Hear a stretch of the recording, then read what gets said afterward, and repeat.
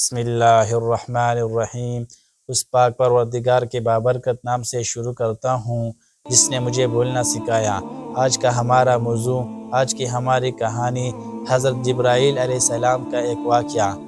حضرت عمر رضی اللہ عنہ فرماتے ہیں کہ ہم صحابہ ایک دن جناب رسول اللہ صلی اللہ علیہ وسلم کی مجلس مبارک میں بیٹھے ہوئے تھے کہ اچانک ایک آدمی اندر آیا جس کا لباس نہایت سفید اور بال نہایت سیاہ چمکدار تھے۔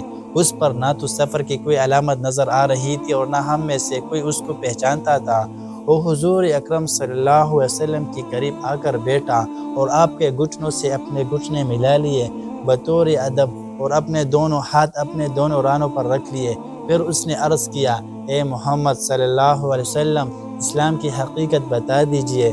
رسول اللہ صلی اللہ علیہ وسلم نے فرمایا، اسلام کی حقیقت یہ ہے کہ تم گواہی دو کہ اللہ کے سوا کوئی عبادت کے لائق نہیں اور محمد اللہ کے رسول ہے۔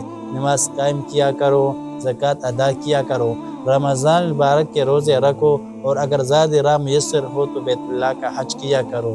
اس شخص نے جواب سن کر کہا، آپ نے سچ فرمایا۔ حضرت عمر رضی اللہ عنہ فرماتے ہیں کہ ہمیں تعجب ہوا کہ یہ آدمی ایک طرف سوال کر رہا ہے اور پھر جواب کی تصدیق بھی کرتا ہے۔ پھر اس شخص نے کہا، اے محمد صلی اللہ علیہ وسلم، مجھے ایمان کی حقیقت بیان فرمائیے۔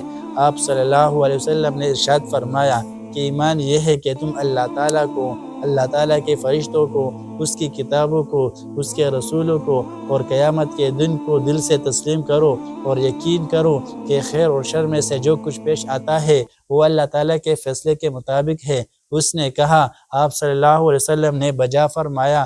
پھر پوچھا، احسان کیا ہے؟ آپ صلی اللہ علیہ وسلم نے فرمایا کہ احسان یہ ہے کہ تم اللہ تعالیٰ کی عبادت اس طرح کرو گویا کہ تم اللہ تعالیٰ کو دیکھ رہے، اور اگر یہ استحضار ممکن نہ ہو تو اتنا دھیان کرو کہ اللہ تعالیٰ مجھے دیکھ رہا ہے۔ پھر اس نے دریافت کیا، قیامت کے بارے میں کچھ بتائیے۔ رسول اللہ صلی اللہ علیہ وسلم نے فرمایا، اس بارے میں جواب دینے والے کا علم سوال کرنے والے کے علم سے زیادہ نہیں۔ وہ شخص بولا، پھر قیامت کی نشانیاں کچھ بتا دیجئے۔ آپ صلی اللہ علیہ وسلم نے ارشاد فرمایا کہ جب لونڈی اپنے آقا کو جنے گی، غریب و فقیر اور بکریاں چرانے والوں کو عالی شان عمارات میں فخر و غرور کی زندگی بسر کرتے دیکھو گے۔ حضرت عمر رضی اللہ عنہ فرماتے ہیں کہ اس کے بعد وہ آدمی چلا گیا۔ میں نے کچھ دیر توقف کیا تو رسول اللہ صلی اللہ علیہ وسلم نے پوچھا، عمر سائل کو جان لیا؟ کون تھا؟ میں نے عرض کیا، اللہ اور اس کے رسول بہتر جانتے ہیں۔ فرمایا، اے جبرائیل علیہ السلام تھے جو تم لوگوں کو دین سکھانے آئے تھے۔